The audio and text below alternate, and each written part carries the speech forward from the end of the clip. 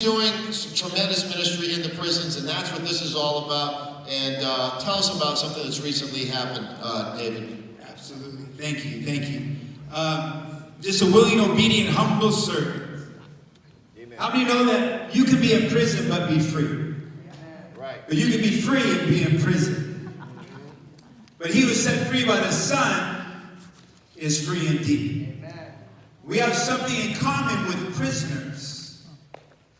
Jesus, Paul, Peter, Joseph, can go on and spent time in prison. And how many would like the opportunity to go into a prison and be able to speak life to somebody that has no hope? I'm sure you might have family members. I'm going to share a quick little testimony. I was at Lancaster Prison. And I remember that the 1 yard had got shut down because there was a murder. That was the A yard. The B yard got shut down because there was drug dealing and there was gang violence. So the C yard was the only yard that was open, and that's protective custody. And I was on the C yard and giving a message of deliverance and repentance and surrender and survival and compassion, and the Holy Spirit was moving. And I remember that there was an alarm that went off, and they took the chaplain, they took the warden, they took everybody off. And I was standing there in the middle of the C yard, which is protective custody. How many know what protective custody means? Those are people that cannot make it in the main yard of the main prison. So they've got to be in protective custody. And I was sharing a message, and the Holy Spirit was moving, and there was an air raid that went off, and all of a sudden what they're supposed to do is they take their guns. You cannot run because you will get shot. They take their tear gas. They tell all the prisoners to hit the ground, and they escort everybody off. But I was praying for a miracle. How many of you ever prayed for a miracle before?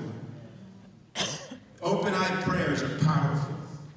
I was praying for a miracle. I said, Lord, I know that the Holy Spirit is moving. I know there's about to be a celebration in heaven. Right. Please let me stand here. I know you use the foolish and the weak. And I was standing there with an open-eyed prayer, and I saw the correctional officers. They were circling around like sharks. But they never came and got me. And then a miracle happened because these prisoners were looking at me like, oh, we're about to go in the hole, or we're about to be sent back to our cells, and you're leaving this yard. So when all of a sudden they turned the mic back on and they allowed the prisoners to stand up, they knew a miracle was about to happen. Nothing to do with me, but everything to do with the Holy Spirit as a willing, obedient, humble vessel. The message went forth. Every single one of them, to a man, confessed that Jesus was Lord. Woo! And willingly accept him in their hearts. So afterwards, the correctional officers, I had an opportunity for just a little quiet time. I said, let me ask you a question. Why is it that you escorted everybody off the yard, but you never came and escorted me off the yard? He said, we tried to. But there was something blocking us. And we gave our life to Christ that day. We're not supposed to close our eyes, but the tears were falling. So every single one of you can be a part of a miracle. And those seeds will be watered 30, 60, and 100-fold. So I pray that I see you there. Amen. On Christmas Eve. God bless. All right. Thank you, Dave.